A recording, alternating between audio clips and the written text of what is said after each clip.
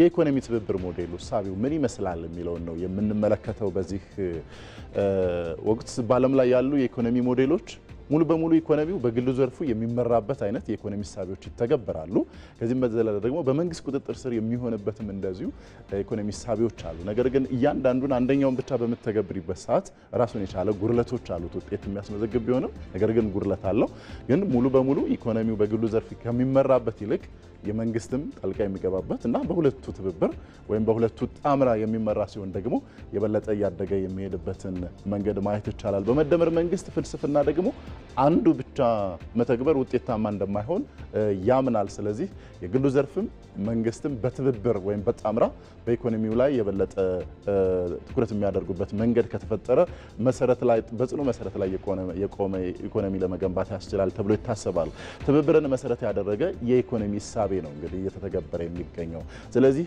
አንዱ ብቻ ትኩረት አድርጎ የሚሰራበት ወይም የተወሰኑ አካላት ብቻ በበላይነት ተዋናይ የሚሆንበት የኢኮኖሚ ስርዓት ሳይሆን ትብብር ላይ ትኩረቱን ያደረገ ሁሉም የበኩሉን አስተዋጽኦ የሚያበረክትበት የኢኮኖሚ ሳቤ ነው እየተተገበረ የሚገኘው የግሉ ዘርፍ ብቻ ኢኮኖሚውን ቢመራ ለምሳሌ በካፒታል ደረጃ በአደረጃጀት ደረጃ በፈጠራ ብቁ የሆነ የግል ዘርፍ እንዳይዳብር ያደርጋል ማለት ነው ስለዚህ የራሱን የቻሉ ተጽዕኖዎች ይፈጠሩበታል ስለዚህ በግሉ ዘርፍም ሆነ የመንግስት ራሱን የቻለ በትብብርና በጣምራ ራሱን የቻለ ግንኙነት አድርገው የሚተገብሩት የኢኮኖሚ ሳቤ ነው እንደ ሀገር እየተተገበረ የሚገኘው ያልተገራ ጣልቃ ገብነት ደግሞ በመንግስት በኩል በሚኖርበት ሰዓት የግሉ ዘርፍ መቀጨጭ ይገጥመዋል ራሱን ችሎ እንዳይቆም ምርትና ምርታማነቱ የበለጠ እንዳይጎለበት የሚፈጥረው የሥራ ዕድል የበለጠ እንዳያድግ በማድረግ ደረጃ የራሱን የቻለ ተጽዕኖ ይኖረዋል ሙስና ደግሞ እንደሚያስፋፋም ራሱ ይታሰባል ፈጠራን ይቀንሳል አሁን በቴክኖሎጂው ዘርፍ ራሳቸውን የቻሉ እንቅስቃሴያቸውን እንዳያደርጉ እንዳይጎለብቱ የበለጠ ተጽዕኖ ይፈጥራል ያልተገራ የሆነ የመንግስት ጣልቃ ገብነት በሚኖርበት ሰዓት የሰዎችን የሀብት ባለቤትነትም እንደዚሁ ያሳጣልና እድሎችን ይነፍጋል ካለፉት መንግስታዊ ስርዓቶችም መረዳት የሚቻለው ይሄን ነው እነዚህ እዚህ ላይ ያነሳናቸው በተለይ ከ2010 በፊት በኢኮኖሚው ላይ በእጅጉ ሲስተዋሉ የነበሩ ተግዳሮቶች ናቸው የትብብር ሞዴል ተግባራዊ ከተደረገ ግን የግል ዘርፍ ሚና ያሳድጋል የትብብር ዘርፍን ተግባራዊ ከተደረገ በተለይ የግሉ ዘርፍ እንዲሁም በመንግስት በኩል ያለው ትብብር የበለጠ እንዲጎለብትና የግሉ ዘርፍ ሚናም እንዲያደግ በኢኮኖሚው ላይ የበለጠ አስተዋጽኦአቸውን እንዲያበረክቱ ምርትና ምርታማነት እንዲጎለበት የሥራ ዕድል ፈጠራው ላይ የበለጠ መዋለ ንዋያቸውን ፈሰስ እንዲያደርጉ እድሉን የሚፈጥር ምቹ ሁኔታ ይገኛል ድጋፍና ማበረታቻዎችም እንደዚሁ በመንግስት ደረጃ ይደረጋሉ መንግስት በግሉ ዘርፍ በማይደፈሩ ዘርፎች ላይ መሳተፍ የሚችልበትን እድልም እንደዚሁ ይፈጥራል ከግሉ ዘርፍ ጋር በጋራ ያለማል አሁን በተለየ ቤት ልማቶችን በአዲስ አበባ ከተማ ማየት እንችላለን በመንግስትና በግል ባለሀብቶች መካከል በጋራ የሚገነቡ በርካቶች ናቸውና በተለያዩ የኢንቨስትመንት ዘርፎችን መንግስትና የግሉ ዘርፍ በጋራ በጣምራ የተለያዩ ትልልቅ ፕሮጀክቶች ላይ በጋራ እንዲያለሙ የማድረግ እድልን ይፈጥራል አዳዲስ የኢኮኖሚ ዘርፎችንም መፈጠርን እንደዚሁ በምቹ ሁኔታነት ይዞ ይመጣልና የትብብር ሞዴል የነበሩ ችግሮችን በመቅረፍ ነገር ግን አዲስ የኢኮኖሚ ሳቤ በመተግበር ከአንደኛው ውስንነት እና ከአንደኛው ጥንካሬ ውስንነቶችን በመተው ከአንደኛው ጥንካሬ ያለውን ከሌላኛው ጥንካሬ ያለውን ሁለቱን በማገናኘት ትልቅ የሆነ ኢኮኖሚ ሳቤን እዞ መምጣት ላይ የሚያስችል ነው የሳቤው ትኩረቶች ምንድናቸው ካለን አዳዲስ ምርቶችንና አገልግሎቶችን ወደ ገበያ የማምጣት ምቹ ሁኔታን ይፈጥራል በቴክኖሎጂ ማገዝና የፈጠራ አቅምንም ያሳድጋል አሁን መፍጠርና መፍጠል ላይ ነው ሳቤ ተደርጎ እየተሰራ ያለው ስለዚህ ፈጠራን በደንብ ያበረታታል ያልተዳሰሱ የመለማት እድሎችን ማሳየት ከዚህ በፊት በተወሰኑ ዘርፎች ላይ ነበር ትኩረት የሚደረገው ነገር ግን ያልተዳሰሱ የኢኮኖሚ አቅም ሊሆኑ የሚችሉ የመለማት እድሎችንም እንደዚሁ የመለየት ብዛ ዘርፍ ኢኮኖሚን መተግበር ግብርና መር ኢኮኖሚ ነበር ተግባራዊ እየተደረገ የሚገኘው ከ2011 በፊት አሁን ላይ ግን አምስቱ የኢኮኖሚ ምሰሶች ወይም ሌሎቹ እምቅ አቅም ሊሆኑ የሚችሉት የኢኮኖሚ ምሰሶችም ተለይተው ዘርፈ ብዙ የኢኮኖሚ ሳቢዎች ላይ ትኩረት አድርጓል በዓለም ገበያ ተወዳዳሪነትንም እንደዚሁ መጨመር ምርትና ምርታማነት ይጎለብታል ሲጎለብት ደግሞ በዓለም ላይ ገበያ ላይ መሪ ተዋናይ የምትሆኝበትን እድል ለማምጣት ያግዛል ፕሮጀክቶችን በፍጥነትና በጥራት ለማጠናቀቅም የሚሰጠው ትኩረት እንደዚሁ ከሳቢዎች መካከል በትኩረት የሚነሱ ናቸው አሁን ጥራትና ፍጥነት ተብሏል ጥራት አለ በጥራት ተገነባለች ፕሮጀክቶችን ጀምሮ የማጠናቀቅ ውስንነቶች ነበሩብን እንደ ሀገር ነገር ግን አሁን ላይ ኮሪደር ልማትን ማየት እንችላለን በወራት መካከል በርካታ የሆኑ ፕሮጀክቶች ተጀምረው በፍጥነት የሚጠናቀቁበት መንገድ አለና በፍጥነትና በጥራት ለማጠናቀቅም እድሉን የሚፈጥር ወይም ትኩረት ተሰጥቶት እየተሰራ ያለ የኢኮኖሚ እሳቤ እንደሆነ ማንሳት እንችላለን በአጠቃላይ። ስለዚህ የኢኮኖሚ ትብብር ሞዴል እሳቤ እንደ ሀገር እየተተገበረ ነው የሚገኘው። ታዲያ አሁን ላይ ደግሞ በተለያዩ ዘርፎችም እንደዚህ ውጤት እንዲመዘገብ እያስቻለ ነው። ከተነጣጣይ ወይም ከተነጠለ ኢኮኖሚ እሳቤ በመምጣት ወይም የተወሰኑ ትኩረት ከሚያደርጉ ዘርፎች በመውጣት ወይም በመላቀቅ አሁን ላይ በትብብር ዘርፍ በሆነ ኢኮኖሚ ላይ ትኩረት ተደርጎ እየተሰራ ነው። ይህም ደግሞ ውጤቶች እንዲታዩ እያደረገ ነው የሚገኘው። መልካም፣ እዚህ ጉዳይ ላይ እንቆያለን ተመልካቾቻችን። ተጨማሪ ሀሳቦችን እናነሳለን። ተጨማሪ ሀሳቦችን ለማንሳት ደግሞ በቀጥታ መስመራችን እንግዳ ጋብዘናል። እንግዳችን ዶክተር መሐመድ ኢሳ ይባላሉ። የምጣኔ ሀብት መምህርና ተመራማሪ ናቸው። ከኛ ጋር ቆይታ የሚያደርጉ ይሆናል። ባነሳንላቸው ሀሳቦች ዙሪያ መረጃዎችንም ያካፍሉናል። እንግዳችን ከኛ ጋር ቆይታ ለማድረግ በቀጥታ መስመራችን ስለተገኛችሁ እናመሰግናለን። በቀጥታ አግኝተናቸዋል። ዶክተር መሐመድ እንኳን ደህና መጡ ወደ ሐዋሳ ስቱዲዮአችን። በኢትዮጵያ የመደመር መንግስት እሳቤ የትብብር ሞዴልን ትኩረት ያደረገ ኢኮኖሚ ነው ተግባራዊ እየተደረገ የሚገኘው። ባለፉት ዓመታትን በተለይ ከ2011 በኋላ የተለያዩ ማሻሻያዎች የሀገር በቀል ማሻሻያዎች ተደርገው ተግባራዊ የተደረጉ ነው። በዚህ የትብብር ሞዴል እሳቤ ምን ውጤቶች እየተመዘገቡ ነው ማለት እንችላለን? ጥሩ፣ እንግዲህ ሀገራችን ኢትዮጵያ የትብብር ኢኮኖሚ ሞዴልን በዚህ ሰዓት የተጠቀመች ትገኛለች። እንግዲህ ይሄ የትብብር ኢኮኖሚ ሞዴል ታሪኩን ስናነሳ ባለፉት ዘመናት የኢትዮጵያ መንግስታት የቱን ስርዓት ነበረ ሲከተሉ የነበሩት? እንግዲህ አሁን ላይ የአሁኑ የመደመር መንግስት የተከተለ ያለው ስርዓት የትብብር ኢኮኖሚ ሞዴል ነው። ስለዚህ የበፊቶቹስ ምን አይነት ሞዴል ሲከተሉ ነበር የሚለው ማንሳት አስፈላጊ ነው፣ ወደ አጠቃላይ የተመዘገቡ ለውጦችን ከማንሳታችን በፊት። ይህም ለምሳሌ በ1930 እስከ 1974 በንጉሱ ዘመን ኢትዮጵያ እንግዲህ ስትከተል የነበረው ካፒታሊስቲክ ሆኖ ሚክስድ ኢኮኖሚክ ሲስተም ወይም ኢኮኖሚ ሞዴልን ነበረ ስትከተል የነበረው። ብዙዎቹ ሀብቶች በመንግስት ስር የሆኑበትና የዛኔ እንደዚህ አይነት ሲስተም እንከተል ነበረ። ከ1974 እስከ 1991 ድረስ የነበረው እንግዲህ የኮማንድ ኢኮኖሚክ ሲስተም ነበረ ሀገራችን ስትከተል የነበረው። ያም ሶሻሊስት ኢኮኖሚክ ሲስተም ነው፣ በደርግ ዘመን እንደማለት ነው። በኋላ ከ1991 እስከ 2018 የኢህአዴግ ዘመነ መንግስት ነው። ያ ምን አይነት ስርዓትን ነው? ሚክስድ ኢኮኖሚ ሆኖ የትብብር ኢኮኖሚ ሆኖ ዋና ፎከስ የሚያደርገው መንግስት ከአቅም በላይ ትልልቅ ፕሮጀክቶችን፣ ትልልቅ ፓርኮችን በስሩ የማድረግና አልቃ ገብቶ ከፍተኛ የሆነ ሙስና እንዲስፋፋ፣ የግሉ ዘርፍ እንዲቀጭጭ፣ ሀብት በሆነ በኩል ብቻ ተንሳፎ እንዲኖር ያደረገበት ነው። አሁን ባለው የመደመር መንግስት እየተከተለ ያለው የኢኮኖሚ ሞዴል በተለይ ከፍተኛ ሊበራላይዜሽን ሆኖ ሆም ግሮን ኢኮኖሚክ ሪፎርምን እየተከተለ ያለ ነው ማለት ነው። ስለዚህ ይሄ ምን አስገኘ?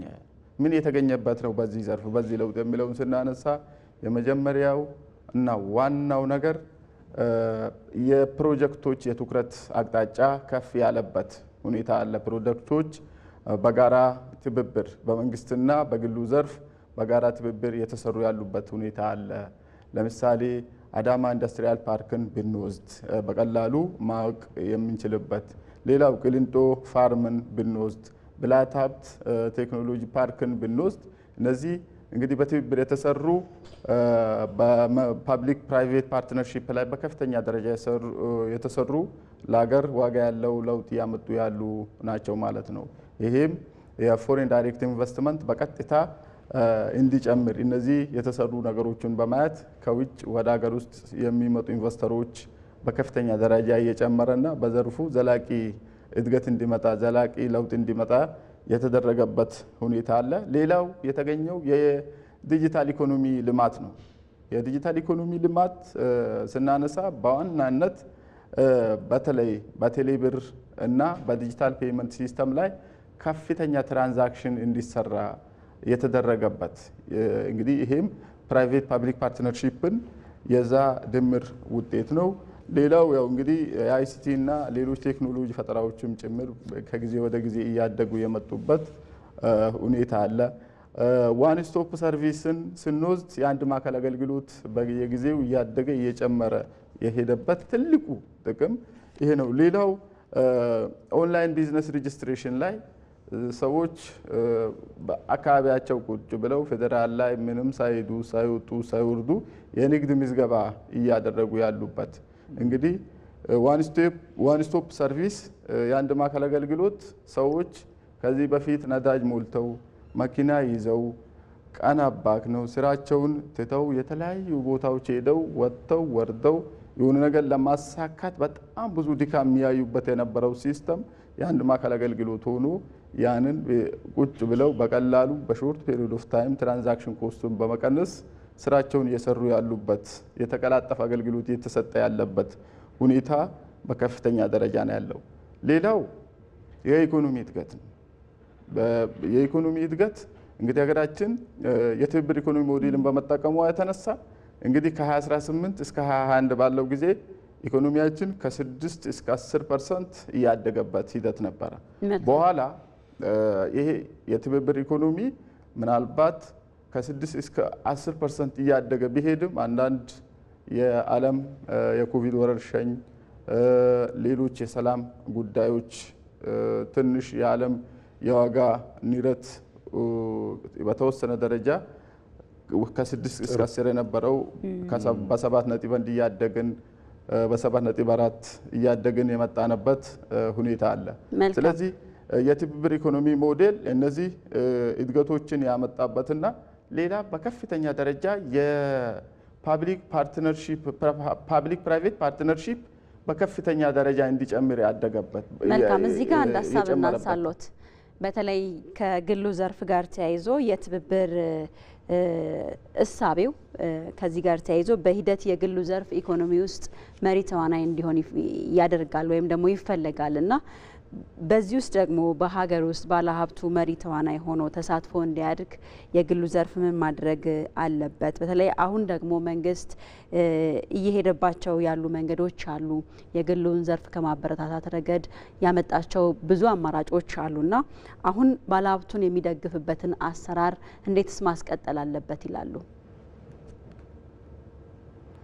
መልካም። እንግዲህ የግሉ ዘርፍ ምን ማድረግ የመጀመሪያ ከግሉ ዘርፍ ምን ይጠበቃል የሚለውን አንድ ሀሳብ ማንሳት ያስፈልጋል። በሁለተኛ ደረጃ ከመንግስትስ ምን ይጠበቃል የሚሉ ነገሮችን በትኩረት ማንሳት ይጠይቃል።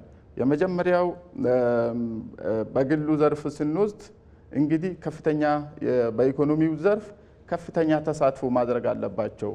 በተለይም በቤቶች ልማት ላይ፣ በኢንዱስትሪ ላይ፣ በግብርና ላይ፣ በቴክኖሎጂ ላይ፣ በዲጂታል ኢኮኖሚ ላይ ከፍ ያለ ተሳትፎ የግሉ ዘርፍ ማድረግ፣ መሳተፍ፣ መስራት መቻል አለባቸው። አንዱ ይሄ ነው።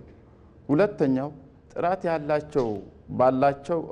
ያላቸውና አዋጭ የሆኑ ኢንቨስትመንት ዘርፎች ላይ በጣም መሳተፍ መቻል አለባቸው። ለምሳሌ በአግሮ ፕሮሰሲንግ ላይ በደንብ በማኑፋክቸሪንግ፣ በኢሪጌሽን ቴክ እንደገና ደግሞ በዲጂታል ኢኮኖሚ ላይ የግሉ ዘርፍ በጣም በከፍተኛ ደረጃ መሳተፍ ማድረግ መስራት ለሀገር ተጨማሪ እድገት ተጨማሪ አቅም ተጨማሪ የኢኮኖሚ ሰርኩሌሽን ውስጥ ገብተው በፍትሃዊነት በደንብ ኢንጌጅ ማድረግ መሳተፍ መቻል አለባቸው።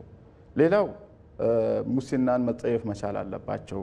እንግዲህ መንግስት የማክሮ ኢኮኖሚ ሪፎርም ሲያደርግ ዘርፈ ብዙ እነሱን ሊጠቅሙ የሚችሉ ስራዎችን፣ አሰራሮችን፣ ፖሊሲዎችን፣ ሬጉሌሽኖችን አውጥቷል። ስለዚህ እነዚያን በተገቢው መንገድ መጠቀም በተገቢው መንገድ ለጋራ እድገት፣ ለጋራ ህልም፣ ለሀገር ከፍታ መነሻ አድርገው ይህንን በደንብ ሲጠቀሙ ሲያደርጉ ያው ሚናቸውን ይወጣሉ ማለት ነው። ሌላው እንግዲህ የቢዝነስ አመራርና የቢዝነስ ባለሙያ መፍጠር አለበት የግሉ ዘርፍ። በተለይ የቢዝነስ ባለሙያ የሚባሉት በቢዝነስ ዘርፍ በየጊዜው ስልጠና ባለሙያዎቻቸው ስልጠና እንዲወስዱ ተጨማሪ ሀሳብ፣ ተጨማሪ እውቀት፣ ተጨማሪ ደግሞ ቢዝነሱን ሊያፋጥኑ የሚችሉ ዘርፎች ላይ ባለሙያው እንዲሳተፍ ስልጠና እንዲወስድ ማድረግ መቻል አለባቸው። ሁለተኛው የቢዝነስ አመራርን መፍጠር መቻል አለባቸው። የቢዝነስ አመራር እንግዲህ ቢዝነስ በተገቢው መልኩ ከተመራ መሪዎቹ ዘርፈ ብዙ እውቀት ካላቸው የላቀ ኢኮኖሚ እድገት፣ የላቀ የቢዝነስ ከፍታ የሚያመጣ ስለሆነ ይህንን በከፍተኛ ደረጃ ማድረግ፣ ተገቢውን ግብር በአግባቡ መክፈል መቻል አለባቸው።